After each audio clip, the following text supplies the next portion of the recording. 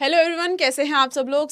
Welcome again to the channel. और आज मैं आपके सामने एक काफ़ी कॉमन और इम्पॉर्टेंट चीज़ के बारे में बात करने वाली हूँ कि बहुत सारे बच्चे, आप सब जानते हैं कि आपके मल्टीपल एग्जाम्स आने वाले हैं। चाहे आप बोर्ड एग्जामिनेशन को टारगेट कर रहे हैं, आप नीट एग्जाम को टारगेट कर रहे हैं, आप जेई को टारगेट करते हुए चल रहे हैं, आप किसी भी कॉम्पिटिटिव एग्जाम को टारगेट करते हुए चल रहे हैं।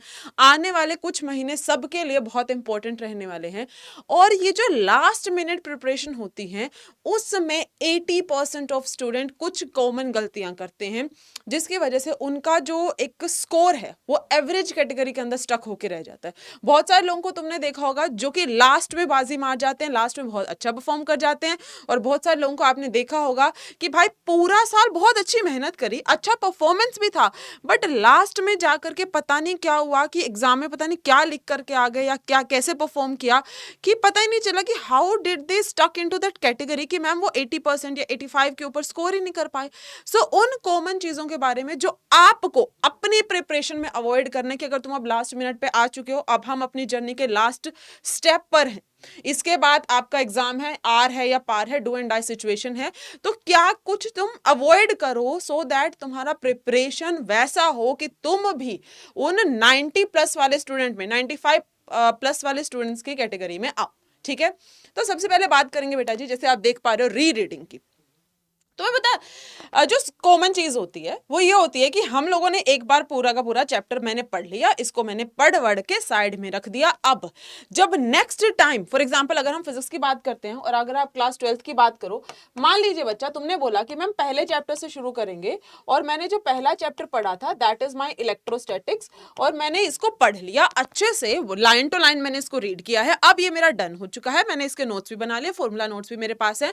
तो अब मैं क्या करूंगा, जब नेक्स्ट टाइम रिवाइज करूंगा, क्यों बनाते हो फॉर्मूला नोट्स, इसलिए बनाते हो जब नेक्स्ट टाइम रिवाइज करो, जहां पे तुमने 3 या 4 घंटे इन्वेस्ट किए, अब इस पे सिर्फ 1 ही घंटा इन्वेस्ट करो, एक भी क्या तुम आधा घंटा इन्वेस्ट करो। जो ये री रीडिंग वाली है तुम्हारे अंदर हैबिट कि अच्छा अब मेरे को इलेक्ट्रोस्टैटिक पढ़ना है, तो अब मैं फिर से अपने पास जो बुक है वो लेकर के बैठूंगा और बुक से ही पूरा का पूरा रिवाइज करूंगा, फिर से 3-4 घंटे इन्वेस्ट करेंगे, और फिर जाके कुछ बच्चों को ऐसा लगता है ना कि पूरा चैप्टर पहले पेज से लेकर के आखिरी पेज तक अगर मैंने पढ़ लिया तब जाकर के मुझे वो फील आएगा कि हाँ ये चैप्टर को मैंने कवर किया है। वो माइंडसेट हटा दो, जितना ज्यादा नंबर ऑफ टाइम रिवाइज कर पाओगे उतना फायदेमंद रहेगा। हर एक बार तुमको लाइन टू लाइन पढ़ने की जरूरत नहीं है, तो अगर री रीड भी कर रहे हो तो अपने जो नोट्स तुमने पहली बार पढ़ के बना लिए उन पर ही फोकस करो। अब सेकेंड चीज आती है आपके पास सेल्फ एनालिसिस। भाई प्रैक्टिस सेट कर रहे हैं, मॉक टेस्ट दे रहे हैं, सारे के सारे हम मैम पढ़ भी रहे हैं, लेकिन तुम्हें ये पता ही नहीं चल पा रहा कि अगर तुमने ये एक चैप्टर जो है टारगेट किया था, मान लीजिए हम इलेक्ट्रोस्टैटिक को ही पकड़ लेते हैं, या आपका कोई क्लास 10th में पकड़ लीजिए, आपने लाइट एंड ह्यूमन आई को टारगेट किया, भाई तुम उसके ऊपर तुमने क्वेश्चंस नहीं किए, चलो कर लिए, मैम ये हो नहीं रहा था तो मैंने देख के कर लिया, लेकिन क्या तुम्हें ये पता है कि कहां पर अटक रहे हो, कौन सा वो टॉपिक है जहां जो तुमसे नहीं हो पा रहा या जो तुमको डिफिकल्टी दे रहा है। तुमको अगर टाइम इन्वेस्ट करना है तो उस चीज पर टाइम इन्वेस्ट करना है बेटा, जो चीज तुमसे नहीं हो पा रही वो तुम्हारा ज्यादा टाइम मांगेगी इस पॉइंट ऑफ टाइम पर, जब तुम अपनी प्रिपरेशन के लास्ट स्टेज पर हो, ना कि जो तुमको ऑलरेडी आता है उसी को बार बार करते रहो। तो सेल्फ एनालिसिस का मतलब ये होता है कि तुमने पेपर किया, पेपर करने के बाद ये सोचो न्यूमेरिकल्स नहीं हो पा रहे या थ्योरी में जो कंसेप्ट आ रहा है वो नहीं कर पा रहे, तो तुमको अपने बारे में पता होना चाहिए, अपने दोस्तों के बजाय कि उसने कितना क्या पढ़ लिया क्या नहीं पढ़ लिया, ये तुमको पता होना चाहिए कि तुम कहां पर अटक रहे हो, तुम्हारा क्या स्टेटस है राइट नाउ, तुमसे क्या कैलकुलेशन नहीं हो पा रही, क्या तुमसे कंसेप्ट नहीं सोल्व हो पा रहे, या जब तुम लिखने जा रहे हो किसी भी आंसर को क्या तुम्हारी स्पीड नहीं बन पा रही, हैंडराइटिंग खराब हो रही है, क्या चीज हो रही है, किस चीज पे तुमको काम करना है। क्या देखो, हैंडराइटिंग इतना मैटर नहीं करती, नीट एंड क्लीन लिख के आना वो ज्यादा मैटर करता है। चलो आगे बढ़ते हैं। अगला जो चीज बच्चे क्या करते हैं, माइंडलेस स्टडिंग, इसके बारे में मैंने आपको बताया, एक तो री रीड करते रहते हैं चीजों को, बार बार उन्हीं चीजों को पढ़ते रहते हैं, दूसरा आता है माइंडलेस स्टडिंग। माइंडलेस स्टडिंग या ओवरलोडिंग का मतलब क्या होता है कि तुमने ढेर लगा रखा है मल्टीपल चीजों का, ये भी करके जाऊंगा ये भी करके जाऊंगा। मान लीजिए अगर आपने सोचा मुझे मैथ्स पढ़ना है तो मैं दिनेश से भी पढ़ूंगा, मैं एनसीईआरटी से पढ़ूंगा, मैं आर डी शर्मा भी करके जाऊंगा, मैं ये सब कुछ करके जाऊंगा, और पेपर में तभी जा करके मेरे पास जो है मैथ्स में अच्छे नंबर आएंगे। बेटा you don't have to overload at the last moment.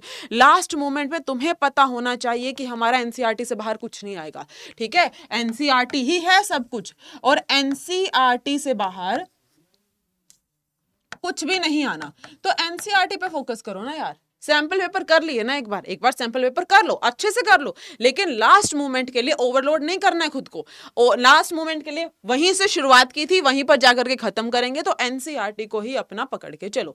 और उसके बाद the last one is active recall. You should do. तो तुम लोग करते ही नहीं हो, इतना लेजी तरीके से कौन पढ़ता है जितने लेजी तरीके से तुम पढ़ते हो। एक्टिव रिकॉल का मतलब क्या होता है, पढ़ ली वो चीज, अब ऐसे बैठ जाओ, सोचो कि उस चैप्टर के अंदर तुमने क्या क्या पढ़ा था। अगर तुम्हें लग रहा है कि हाँ चल चलते फिरते मम्मी के पास चले जाओ किचन में और जाके बोलो पता है मम्मी ये हुआ था इलेक्ट्रोस्टैटिक में, वहां पर 2 चार्जेस थे, वो 2 चार्जेस पॉजिटिव होते थे, नेगेटिव होते थे, जब वो पास आते हैं तो अट्रैक्ट। बता दो, कहानी सुना दो, जो भी चैप्टर में पढ़ के आयो उसको मिर्च मसाला लगा करके थोड़ी सी कहानी सुना दो, उसको बोलते हैं एक्टिव रिकॉल, जिससे आपको याद रहेंगी चीजें। लेकिन हम क्या करते हैं, चैप्टर खत्म, वन शॉट देख लिया, चैप्टर खत्म मान लिया, ठीक है, वन शॉट हो गया, चैप्टर भी खत्म हो गया, नोट्स बन गए, अब बंद कर दो यार, अगले हफ्ते उठा के देखेंगे, अगले हफ्ते तुम्हें कुछ याद ही नहीं रहेगा। ठीक है, तो भाई एक्टिव रिकॉल की आदत डाल लो, ओवरलोड बिल्कुल नहीं करना है। देखो टाइम रहते जितना हो पा रहा उतना कर लो, जितना मल्टीपल सोर्सेज से पढ़ रहे हो पढ़ लो, लेकिन लास्ट मोमेंट पे सिर्फ और सिर्फ एनसीईआरटी के बाहर कुछ नहीं आता। ठीक है, मतलब देखो बात होती है, आप लोग बोलोगे कि नहीं मैम एनसीईआरटी के बाहर आता, बेटा कंसेप्ट तो वहीं से निकल कर आए हैं, कंसेप्ट तो सब वहीं से निकल कर आते हैं। ठीक है, सिर्फ बार बार एक ही चीज को रीड नहीं करना। अगर एक बार अच्छे से हो गया है तो अपने नोट्स पर नोट्स ऐसे बनाओ ना कि तुम उनके ऊपर डिपेंड हो सको, अपने नोट्स पर डिपेंडेंट रहना है। और बच्चों अपना जो सेल्फ एनालिसिस है ये लास्ट मोमेंट तक करते रहना, क्योंकि सेल्फ एनालिसिस एक ये जो सिर्फ एक ये जो चीज है ना बच्चा, ये तुमको मार्क्स दिला के लाएगी। तुम किसी के पास चले जाओ, तुम मेरे पास आ जाओ, बोलो कि मैम ये है, मुझसे ये पढ़ाई नहीं हो रही, मैं तुमको एक जनरल टिप दे सकती हूँ।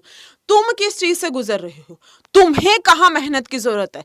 क्या तुम्हें ऐसा लगता है, तुमने बोला मैंने बोला बेटा तुमको 3 घंटे पढ़ने की जरूरत है, लेकिन मैम बेसिक चीज तो ये है, मैं बैठ तो जाता हूँ 3 घंटे, मुझे समझ में नहीं आता। वो तुम्हें पता है ना बच्चा कि तुम्हें समझ में नहीं आ रहा, फिर तुम उस समस्या को लेकर के आओ कि ये चीज मुझे समझ में नहीं आ रही, फिर उसके बाद हम उसके ऊपर बात करेंगे, है ना।